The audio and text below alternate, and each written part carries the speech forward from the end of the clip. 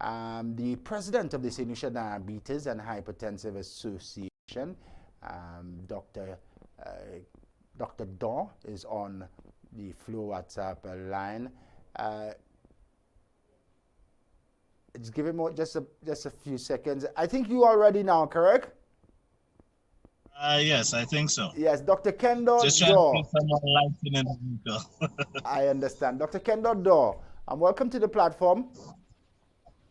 Thank you so much. Thank you for having me, Shannon. It's our pleasure to host you here.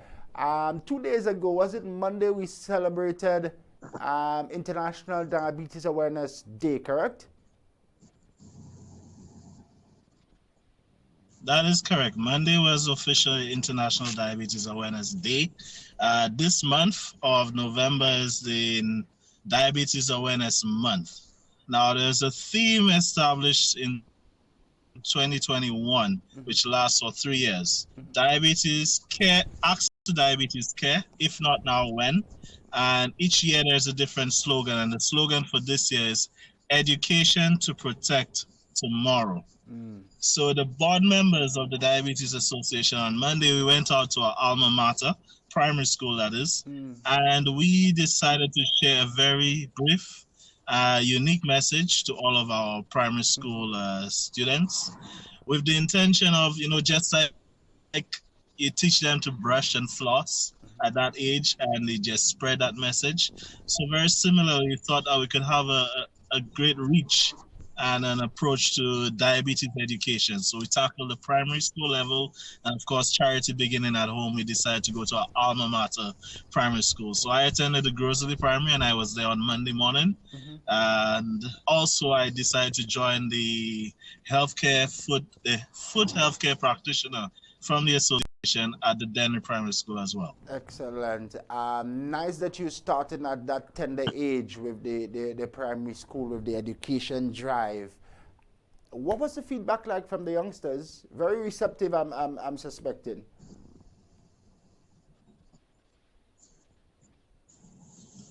Dr. Dorh is on with us?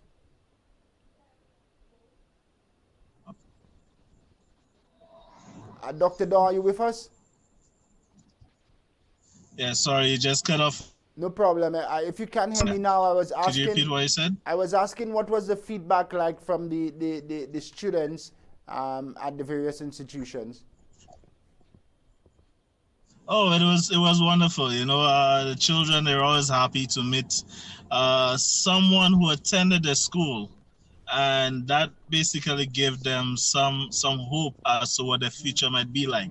And that was part of the reason we decided to go to our alma mater. In addition, we kept the message simple. So our catchphrase to them was, to fight diabetes, you must change your life. Exercise regularly and eat properly. So we kept it simple. We kept it as catchy as possible. And the intention is a message that could go across all generations, all persons with diabetes, which is, it's a lifelong condition. And we really need to change our life if we want to make a dent in this pandemic of diabetes. Yeah, nice. The slogan this year, education to protect the future, correct? Yes, education to protect tomorrow. To protect tomorrow. And in education, we mean sensitization, we mean ensuring that people have access to the information which will guide their response and their actions. Why is that sort of approach necessary for us to really start to stem this growing problem that we have? It's been around a while now. It's a big problem that we have with diabetes. Yes, because diabetes, it is actually projected by 2030, 1 in 9 persons are going to be suffering from diabetes. So when you think of it this way, it is a condition we cannot afford to ignore. And of course, the start to dealing with any problem is to educate yourself. As a healthcare provider, I have also noticed a growing trend in our population that there's a lot of poor education or myths out there, rather, that persons tend to gravitate towards. Persons prefer to be lied to very often than to actually take on the truth. So what we're trying to do throughout this next year is ensure that we are in the forefront, providing all of our people with proper education to help them fight this diabetes. And of course, we start with understanding that it's first of all lifelong. You know, I like to explain it to persons as think of it as a spouse, you know, and there's this contract that you signed till death do us part. Now, there's also the psychological part of it that I'm using this analogy for, because when you think of diabetes, you think, oh my gosh, my life is going to end. But understand your spouse and what is it they want from you. Diabetes wants for us to eat well, so generally a well-balanced meal, but preferably a meal that's going to give you low calories, not too much calories that's going to encourage you to put on too much weight, right? And secondly, spouse wants you to exercise regularly. Now, there is a minimum, which is 5 consecutive days for 30 minutes each day. So if that spouse wants you to do those two things, I mean, think about it. Is he or she that bad? You know? Yeah, so you have a good spouse. I just want you to start to look at it differently. I mean, nobody wants to be someone that could potentially harm you. You have a good and spouse. The thing is, majority of us. Pardon me? I say you have a good spouse, but I get where you're going with the with Yes. But the problem though is when you don't do what that spouse wants, the spouse try to get out of that contract, which says till death do us part. And guess who's gonna die? Interesting way of bringing the message across. Yeah. So the idea is take care of that spouse. You know the saying, happy wife, happy life, happy spouse, happy life. Yeah, so take care of that spouse, they will behave themselves, and you could actually stand to live a very fulfilling life. A life that is almost normal like everyone else. So I want for persons to recognize and see that it is not necessarily a death sentence, but it is a call to action, a call to change your life around and live better. And I'm happy that we're beginning that process that you spoke of education here on this platform this morning. It's a start, and as you say, it will continue in the months and the years to come. For many years, St. Lucians have been told that we have the highest rate of diabetes per capita globally. Is that still the case? Are we seeing a downward movement in diabetes here, or is it still on the up? I would prefer to say that it's still on the up. I do not have the exact figures, and the reason I prefer to say that it's still on the up is, if you think about it, every single one of us, I'm sure including you, knows that there's one family member or friend who's living with diabetes.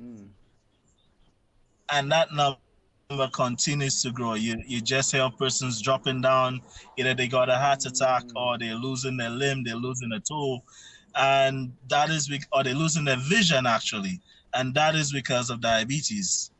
So we need to do better. Until we've seen a case where we don't know or you don't know someone who's living with diabetes, it's most important to just understand that we need to do more. Excellent. We definitely. Whatever it is we're doing now, we need to do more and we need to do better. Definitely. What are some of the more common side effects and effects of diabetes that you've seen registering within the various communities here? A lot of amputees coming about still? Oh, definitely. Food care, which is why the association does have a food care practitioner at the association office on Coral Street, and we offer screening of the feet and other services that our food care practitioner, Mrs. Claudine Mapre, does. In addition to that, blindness, the number one cause of preventable blindness is actually diabetes. And I believe a couple of years ago, the UK government or EU funded a project where we offered free screening to help detect diabetes-associated retinopathy or damage to the eyes. But it's mentioned side effects, and I can't help but continue to educate persons there. You know, I'm really passionate about this. And some of the symptoms you might have, and I want persons to pay attention to this, is first of all, you start to feel tired. You get a good night's rest, but you feel tired. You wake up and you just don't have as much energy. You also find yourself urinating very often. Yes? You find yourself eating more despite having an adequate meal, but you're still hungry. You also find yourself very thirsty. And lastly, you might feel a little numbness or tingling, needles and pins in your feet. These are some signs that should prompt you that, hey, you know, something is going on here. Maybe I should check my healthcare provider. Maybe I should figure out what's wrong, because most likely, very often, it just might be the onset of diabetes. Absolutely. Thanks for pointing out some of those symptoms, if you may, that people can look out for. What are some of the contributing factors to this high rate of diabetes here? Oh boy, I had an interesting conversation with a colleague not too long ago, and we wanted to conclude that it's stress, because sadly, if you think of it well enough, everything in this life affects your lifestyle. Everything you do. So I was listening to the show, and you spoke of the flood situation that happened not too long ago. Just think of the spiral effect thereafter. You've lost property, you've lost quite a few dollars, and that leads to depression. The depression further leads to you not eating well, you're not being able to exercise because you don't feel motivated to do so. And that is the lifestyle that we're most concerned about. We call it sedentary, which is sitting around quite a bit, not being too active, not paying attention to what you eat and how you eat. And that is one of the biggest risk factors to type 2 diabetes, which is the diabetes that is not insulin dependent, and which is the most prevalent one in our society today. There's type 1, I don't want to get too technical here, type 1 where you have to take insulin, or the need for insulin is a lot higher. But in type 2, it's primarily lifestyle, and the risk factors, I'd have to say, is the life you live, how you live your life. So again, persons under extreme pressure, persons who don't have time to take care of themselves, you know, I plan to speak out a little more on a more balanced work-life experience. You know, a lot of us, we work hard to build something for ourselves at the cost of our health. And there needs to be a more balanced approach to achieving that. Yeah.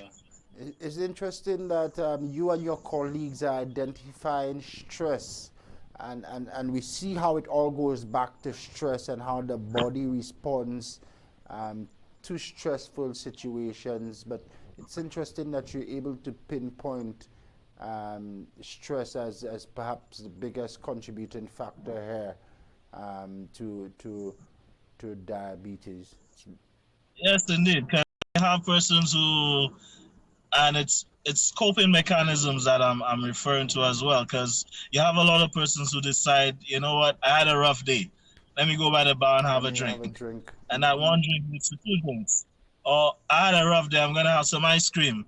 And that 1 scoop leads to 3 scoops. I had a rough day, you know what, I'm going to treat myself. I'm working and I can't stop for a full meal, so let me grab a soda and something that's not the healthy option. There you go.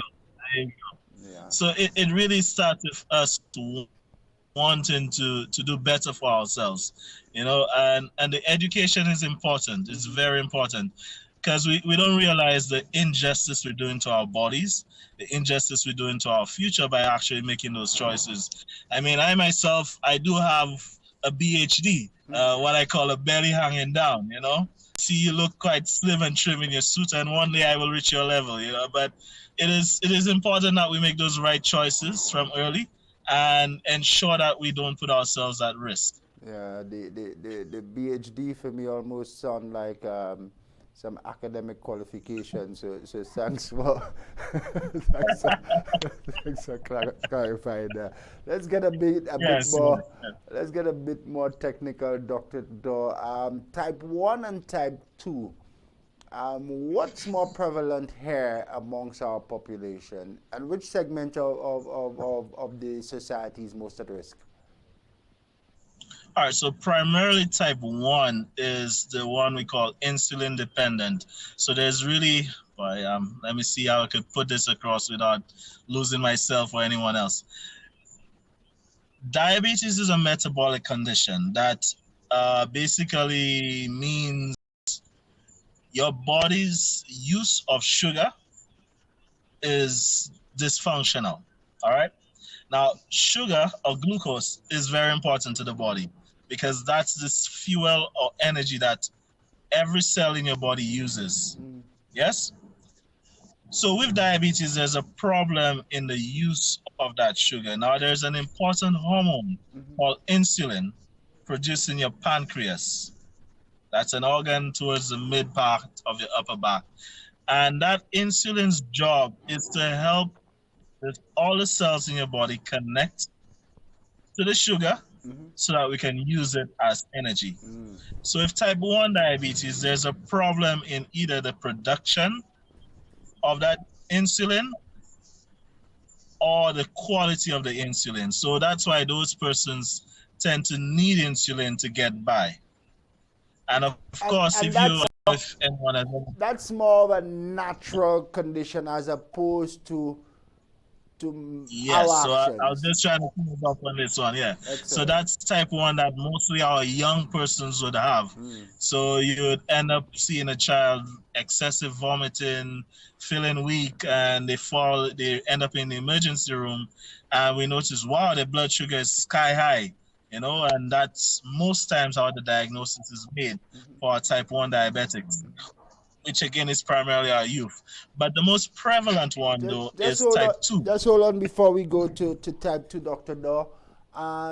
Type 1, how does it come about most often?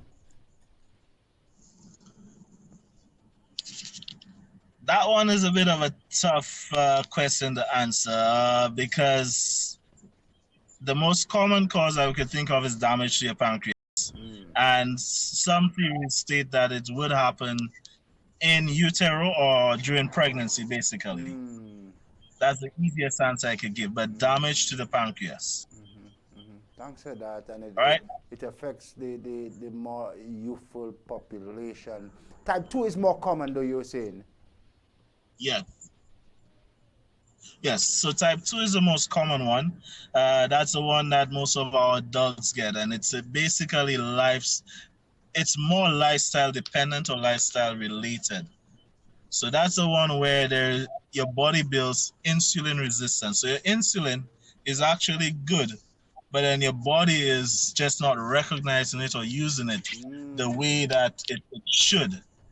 And that has a lot to do with fat or adipose, which is the BHD I spoke of, the hanging down.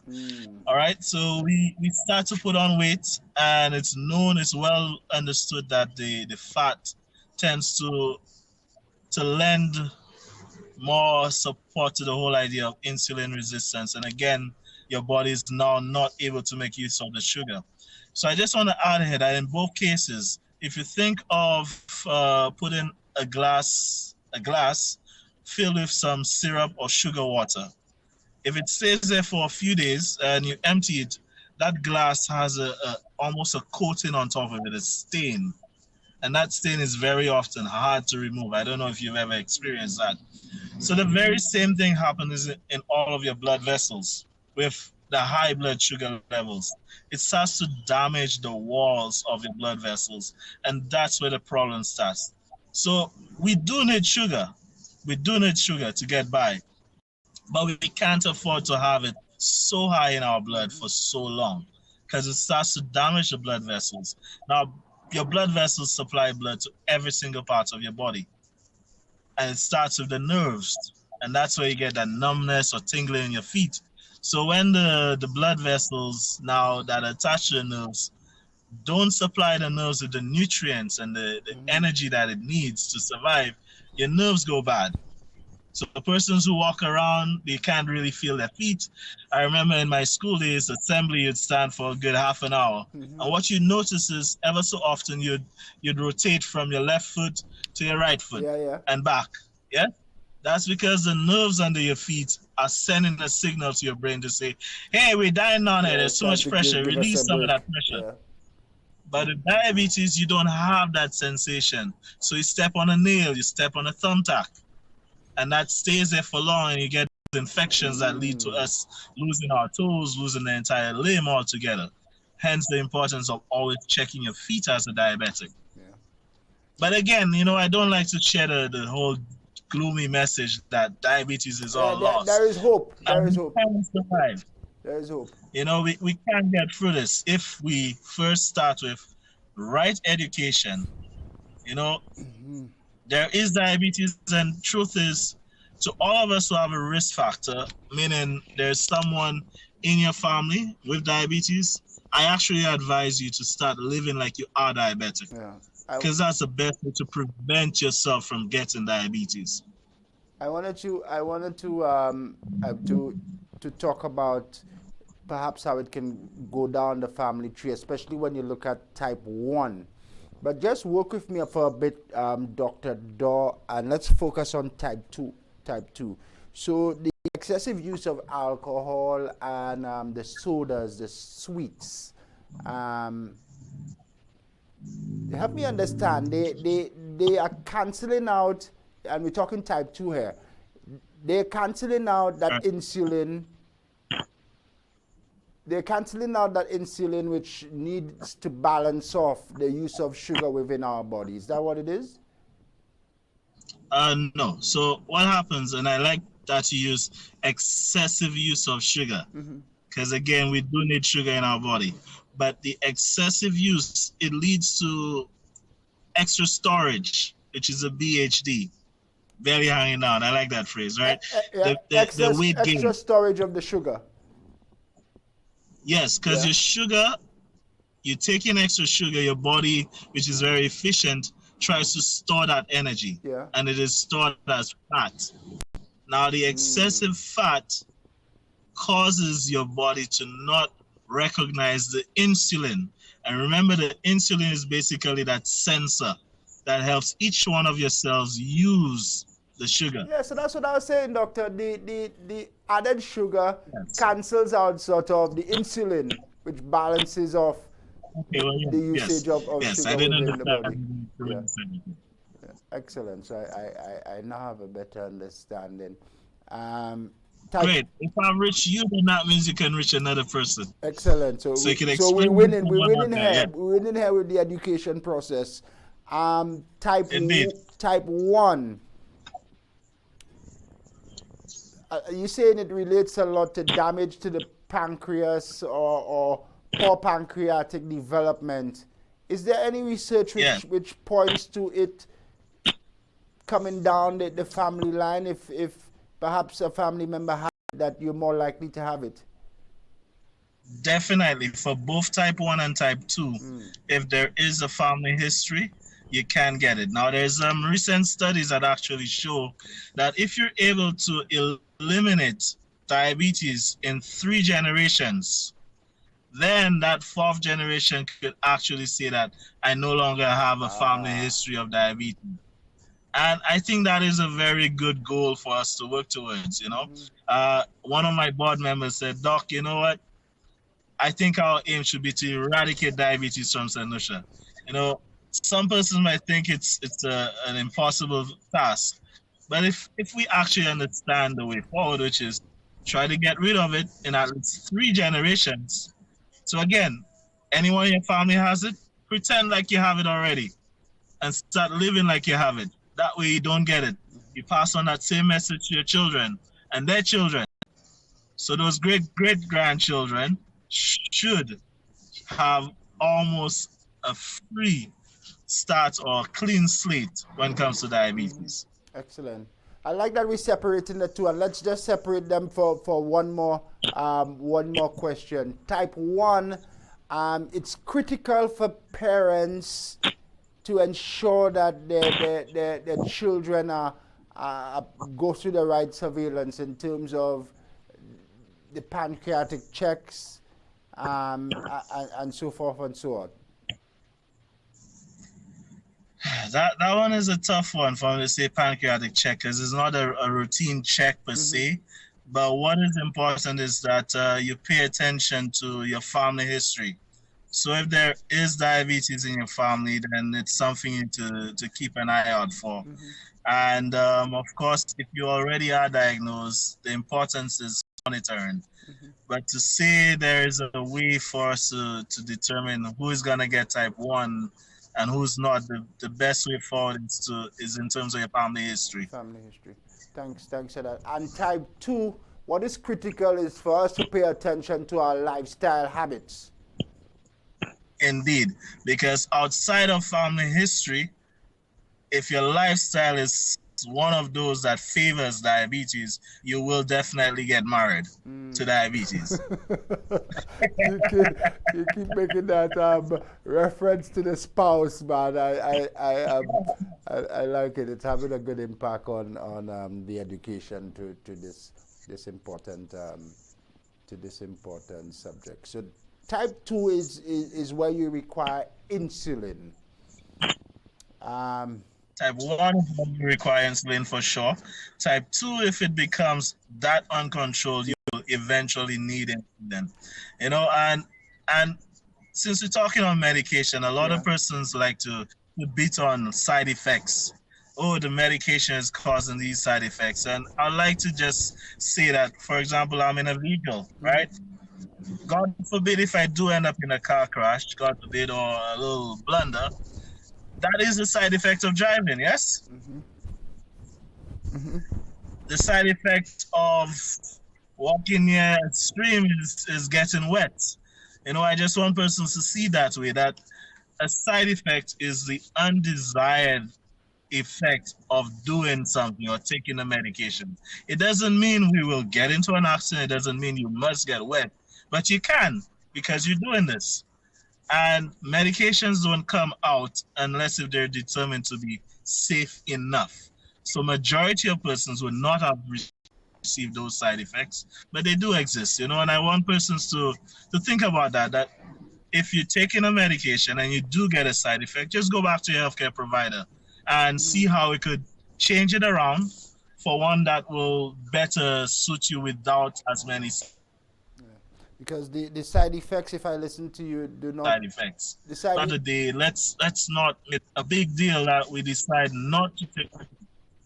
Yeah. Because... And we decide not to take care of ourselves. Yeah. Because if I listen to you, what you're trying to say, the side effects do not outweigh the benefits. The benefit. Yeah. Definitely. You know, and I do have a few persons that I know who are living with diabetes without being on medication, especially type 2 diabetics. That's because they've completely turned their life around. And what's also important is that they continue to monitor themselves. So you have persons who decide, you know what, doc, I'm going the natural way. And they completely forget about the monitoring aspect of things. And that's where I have a problem. If it works, it works. But please give me the evidence that it works. So if you decide that you're not going traditional, and although I'm a physician, I have to recognize what my society is doing and what we think. So if you decide to go natural and not take what has been proven to work, please monitor yourself. Please check and ensure that you're under control and that you're safe. You keep preempting my my questions, my good man. I'm like you know exactly where I'm headed or where I'm trying to lean you towards, and you keep protecting yourself on every turn. But say that this year, sir. But say that this year. If I don't know my people. Dr. Dorh is online with us. President of St.Lucia Diabetic and Hypertension I need that out there. The most respectful way possible. We're talking about diabetes, which is a major problem here. Let's talk a bit It about is. insulin. What's the insulin treatment like for a patient? What do you mean, what's it like? So in terms of the experience, you have to prick yourself. The frequency of it as well, and how challenging is it here? Is it always readily available, or is it a big challenge for our patients? Okay, so in terms of insulin, currently the government has universal health coverage that includes diabetes medication. Excellent. So majority of our population should be able to access the diabetic medication for free from the health center pharmacies. All right.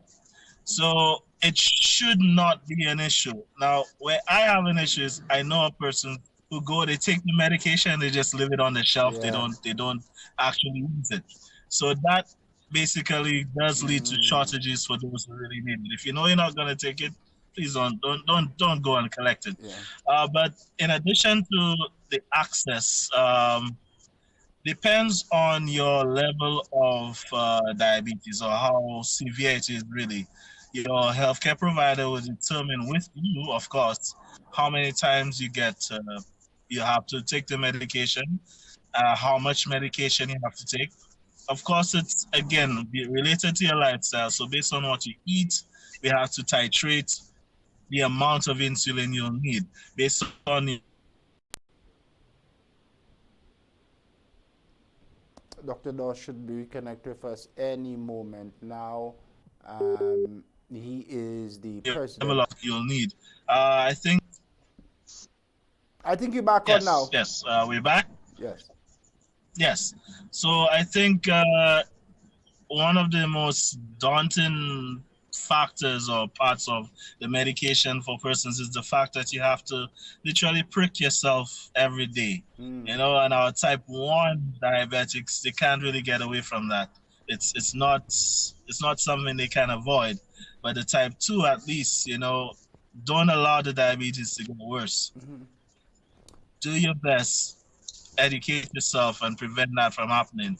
Now, there is technology that exists, like a pump, you know, those nice devices that can attach to either your belly or your arm that easily administers those medications without you having to prick yourself. And I was at a conference in 2019, was it? And I remember speaking to one or two of those companies.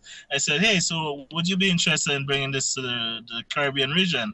They said, sure, no problem. We could bring it, but it costs at least $1,000 for 2 weeks supply, and that's $1,000 US. I was like, wow, that's a lot of money. For 2 weeks supply. And they said, yes. And they said, well, that's why insurances cover it in those bigger countries. And I heard what you said earlier about insurances, and I'm happy you're having a discussion later down, because I think our insurance companies can do a lot better. Let's not pay out claims for complications. And how about having that discussion or that conversation on prevention? We could start to cover a lot more, like diabetic shoes, for instance. Cover those insulin pumps if that's going to make a difference. Cover those things that will prevent persons from getting worse. And cover it in a way that is actually sustainable. As opposed to waiting for that client of yours as an insurance broker to fall ill and then for you to have to make a payout. Interesting. Exactly. Interesting perspective. That is why I'm really liking the trend that this discussion is taking. We can't get away from diabetes. Projection has it that by 2030, 1 in 9 persons are going to be suffering from diabetes. So that means if the insurance companies are thinking of having a relatively healthy pool to sustain themselves, not too long from now, that will no longer exist. So let's get ahead of the game, include that pool of diabetics. Let's put some measures in place where if you're not doing what you're supposed to do, your premium goes up. But if you're maintaining it well, your premium stays down or it goes lower. But we need to have that conversation to include persons rather than try to deter them or give them such a hefty premium that they're discouraged altogether from having the insurance. Excellent, excellent. You know, there's excellent sales. There's so much you can talk about, you know, and even crime, you know, I'm sorry, you give me the opportunity, I'm going to take it. Even crime these days, you know, I would like our young men out there who are engaging in crime especially to recognize that, hey, your mom, your dad, you know, your grandparents, they're suffering with diabetes and they need to be able to walk the streets. They need to be able to get out and exercise. But if all this shooting, if all of this going on, they don't feel safe to do it. And they will get worse. Please, every single thing you can think of, crime affects diabetes. Social statuses affect diabetes. Finances affect diabetes. All of that, they're well related. And we need to stop looking at things in silos. I have two more on medication, Doc. Insulin, the only available or the preferred option for treatment? Well, actually, you'd hear a lot about my friend metformin. And of course, a lot of persons are beating on metformin, but it is the first line that we use in diabetes, metformin. And just like the vaccine for COVID, there is a lot of statements or controversy out there. And I don't wish to go into it too much, but it still remains the first line for diabetes management. And of course, with time, we're developing more and more medication. But you'll hear most commonly in our society insulin, metformin, and insulin-like medications such as glycoside or Deonil, glibenclamide, you know, those medication, and more recent ones, sitagliptin. But most of our diabetics will be familiar with metformin, and that medication, basically the way it works is it tries to increase your metabolism, or it tries to help you increase on how you utilize that sugar. So it's important, and I've told most of my patients that if you're on metformin, you can't afford to not change your life, because that's when you'll likely start to feel like the medication is not going so well with you. So if the medication is trying to encourage you to get up and move and exercise, and you're just sitting there, you're going to feel the lashes. So get up, move, and exercise, and it will work well with you. Excellent. Now, Doc, I'm never one to encourage a man or woman to sing against his or her supper, but bear with me for a minute. Natural remedies. Is there evidence? Have you seen research? Have you seen cases of there being benefit in using natural remedies to help address diabetes? Lovely question, Shannon. Yes, so let me answer that question. I would like to use Panadol, for example, as an example to answer this question. A lot of us know the Panadol leaf, the Panadol leaf, the Panadol plant. And it is well documented that more than 6 grams of Panadol in a day for an adult is going to have an increased risk of damage to your liver. Yes? And I have an issue when my people decide to go and take 2-3 leaves of Panadol and drink it in tea. My question to you is, how many grams of Panadol is in that tea?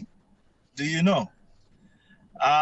Of course, with this statement, my herbalists will say that, hey, they know what they're doing and they're measuring. I have to ask, is that any different from what we're doing? But anyway, I will allow them to bring the evidence to support that the treatments are working, because that's not my field. So if there is evidence that the treatment works, I would want for them to bring it out. You know, just as clear as they bring it out and show that I have success, I'm able to bring down someone's HbA1c, which is the gold standard to determine the control of diabetes. So an HbA1c of 7.4% or less suggests that your diabetes is under control. So I'll allow them to bring out that evidence. But I just want to drop that point out there. In addition to that, I wanted to say something. Oh my gosh, I've lost it. Huh? That question is a really nice one. Perhaps and I want to be careful how I answer. You were spending a relatively good amount of time painting that bright and brilliant picture, Dr. Dorh. I like your argument with the usage of Panadol versus natural medicine. That's why I was so guarded with the question. Have you seen, or have you been presented with any cases where your patients perhaps refer to the traditional medicines and natural medicines, and you see improvements? Thank you for bringing me back to the thought I had. I honestly believe that there is a role for what we call natural treatment, natural medication. Dr. Dorh will come back on shortly. Do apologize. It's a very intriguing and interesting discussion this morning on diabetes. It's been around with us for a while. It remains a national problem. You're back, Dr. Dorh? Yes, I'm back now. Yes, and that's what the message I started off with. Eat properly, because it is well understood that we are a product of what we eat. So if I were to say that herbs or medication has no role, I think I would be lying, all right? But for me, and this is my personal view, please do not attach it with my medical colleagues. Yeah. Or anyway, this is my personal view, that herbs or food's role is in prevention. So if you eat well, you eat properly, it's going to help prevent. But as long as you have the diagnosis, treatment is difficult to achieve with that same measure. Now, to answer your question directly, yes, I have seen 1 or 2 patients who come in and the HbA1c has dropped significantly. It's normal. And that's amazing, you know, and I say, well, if it's working for you, then great, carry on. However, I've also noticed that very often those same patients, within a year or 2, end up on dialysis or end up with some other complication. Which takes me back to my Panadol, Shannon. Perhaps the dosage, perhaps there is need for more research in these natural remedies. There you go. Because if I give you over 6 grams of Panadol, it will knock out that pain. It will knock out that pain that you have in other fever. But more than 6 grams, you know, will also start to damage your liver. So the very same way in those herbs that we're abusing, it will help to bring that down if it has a similar drug like the metformin, it has a similar drug like the insulin in it. Because truth be told, majority of our medication comes from plants. Yeah. It came from the earth, okay?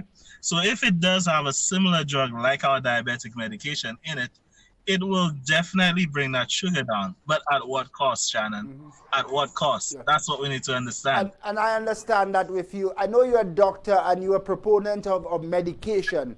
One more for me on that.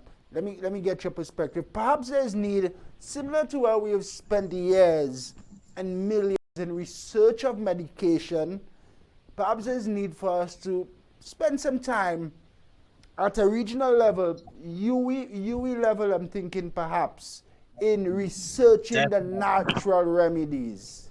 Any value there?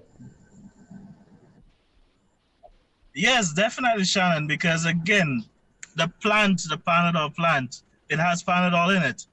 For example, turmeric, it has NSAIDs in it. It has non-steroidal anti-inflammatory drugs in it. So it's similar to your aspirin and your ibuprofen. That's what's in turmeric. So at the end of the day, what you're doing is you're exchanging a pill for a leaf that has basically the same active ingredient. The only Dr. Dorh, the president of we seem to have even some connectivity issues in the midst of this very intriguing and important discussion. I hope he can come back on so we can conclude what has been a fascinating discourse thus far. Your new course to discourses right here Dr. Dorh, you're back.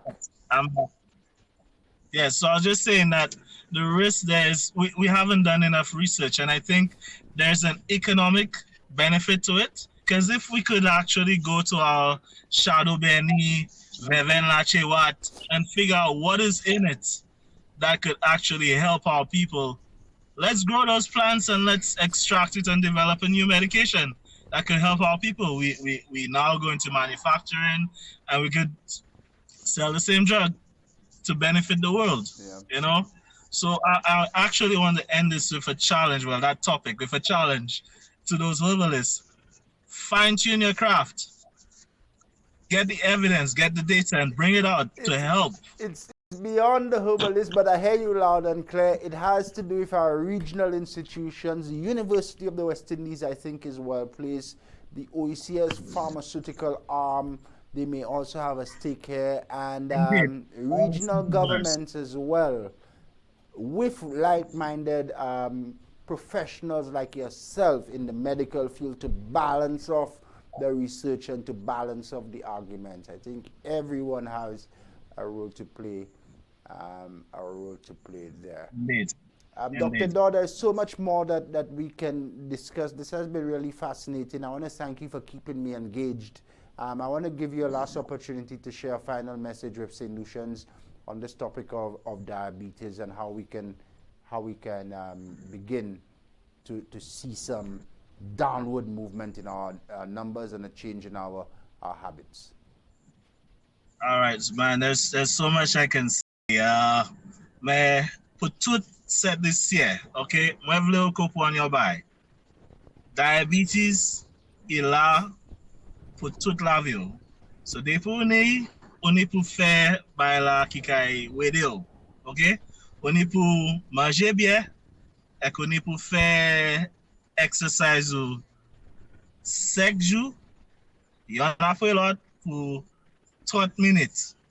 Okay? So again, our diabetic family out there, I want you to understand that diabetes is a lifelong condition. You can have it under control, but as long as you go back into your bad habits, it will come back and bite you. So please let us do what we need to do, which is live a better life, understand diabetes, understand what it is we need to do to get it under control. And right here on my shirt, I have this circle, the blue circle, the pin. Much like the cancer ribbon, that is a symbol for diabetes. It's a blue circle, and not many of us are aware of this. Why blue? Because it's a sky that the entire world shares. And why a circle is because we're all united by this one condition. Sadly, we're united by something called diabetes. It does not care what race you come from, what geographic location you're in. We all are at risk of this condition. Should come back on just to wrap up his presentation, just about 5.5 minutes before we end, on top of the hour of 9 o'clock.